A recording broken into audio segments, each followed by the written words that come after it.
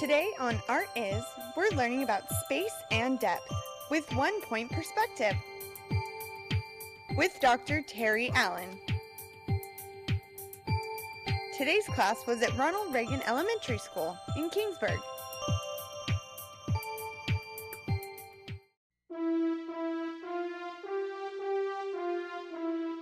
Art Is was made possible by a grant from the Bonner Family Foundation in support of the arts and education.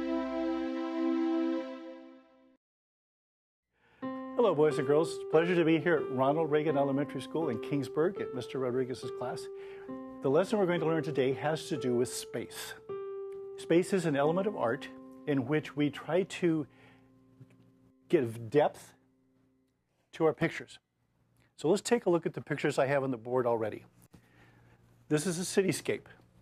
If you look at these pictures right here, they're all flat, aren't they? They're back against the wall. You can run your hand over them. They're flat. But one of the elements of art is space. And what artists try to do is to give depth or space in their pictures. Now, boys and girls, when you go outside and look at the grass that's out there, and you look down, the grass is green, yes, but you can see through to the ground and whatnot. But as you look up and you go back further and further and further, the grass gets denser and greener, doesn't it? Almost a little darker green, okay? What we're going to do is to make our grass look just like that. So, does anybody know what two colors make green? What do you think, Amanda? Blue and yellow. Blue and yellow. How many agree with Amanda? You're absolutely correct. Okay. What we're going to do is make it a darker green by adding some blue to it. Watch what I do.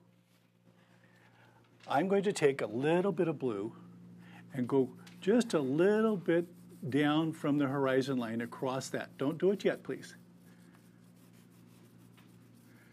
Oh, I'm going to come down about a ½ inch, maybe a little bit more.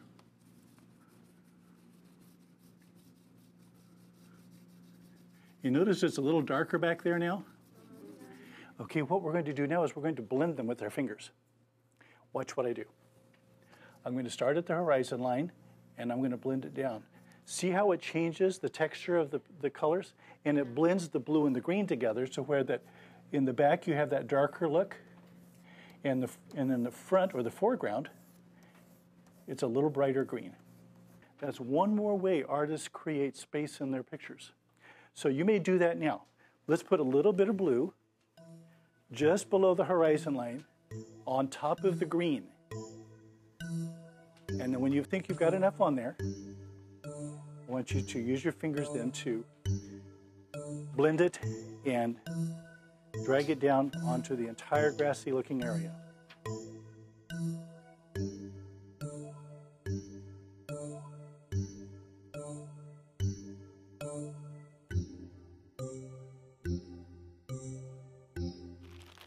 Is your finger getting hot? Okay, that's called friction. But isn't it fun how the texture appears to change? It goes from rough to smooth.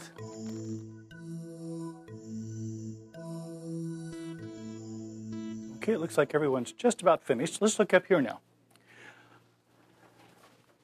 See this thing right here? What is it? It's a road, and it starts out large here and does what? Smaller. And gets smaller, doesn't it? That's what's going to happen with our road right here. Now, we're going to be out in the countryside, right? Well, actually you are in the countryside, aren't you?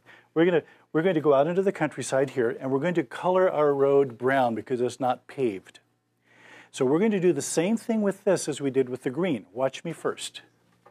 I'm going up to the, what's this called? Vanishing point, good.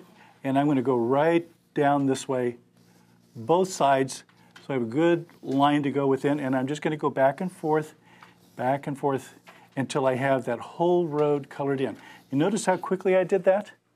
That's because I used the side of my brown pastel, okay? So I would like you now to do the same thing, try to get the same kind of texture on the triangle between the two greens that you have on your paper. Would you do that for me now, please?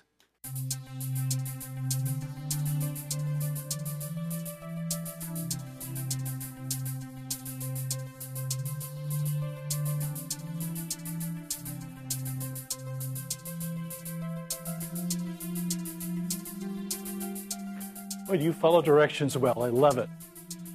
Okay, boys and girls, it looks like your road is just about finished, except for the part. Remember in the grass when we looked off in the distance, what happened? Darker. It got darker, didn't it? Excellent. Okay, now for a similar reason, we're going to use a darker color back here on the brown. Now, something you need to know. Brown is like a really dark orange, and orange and blue are complementary colors. They make each other stand out.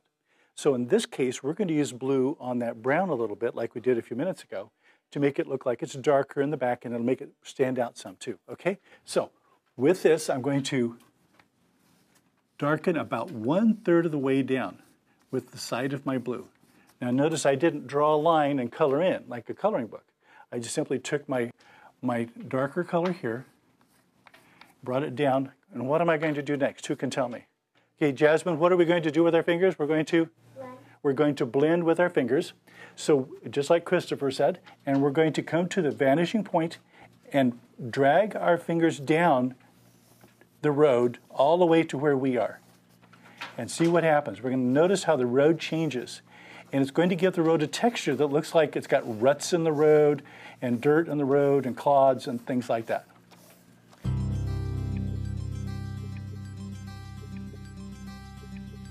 Look how realistic that road is. It looks like some oil got spilt on it and stuff like that.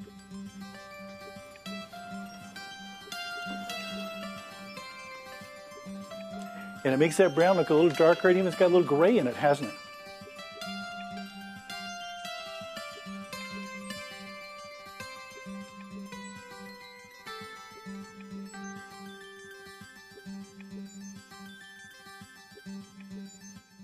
We have just completed the foreground and middle ground of our picture. Those places that are close to us in the front of the picture are usually at the bottom. That's the foreground. We have the foreground. You can see things very clearly, can't we? Okay, the further back you go, the things aren't quite as clear anymore, are they? And they also get a little bit smaller. Well, we're going to put mountains now in the picture, and they're going to be in the background.